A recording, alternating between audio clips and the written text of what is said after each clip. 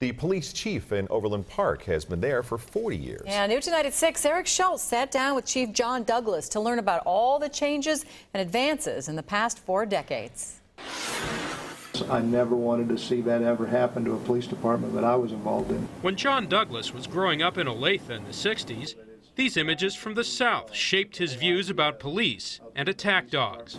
By the time he became police chief in Overland Park, his mind was made up. When we first got our dogs and we needed police dogs to do searches, I was absolutely adamant that they would never, ever be used in that context. We would never use them for protests. We would never use them for crowd control. He's been the chief for almost 17 years. And as he celebrates 40 years in law enforcement, the plaques on his wall that he's most proud of come from civil rights groups. He says his department's image of professionalism is his biggest accomplishment.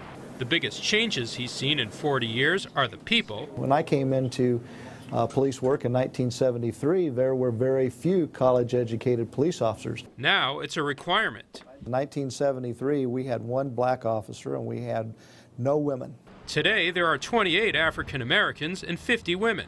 Then there's technology. We track down criminals as much by their cell phone as we do by other kinds of things. And now, after 40 years, he thinks the end might be near, though he won't say for sure when he might step down. I don't know what it's going to be like waking up in the morning and not feeling totally responsible for the city. After all, he's been in charge of the city's safety for a long time.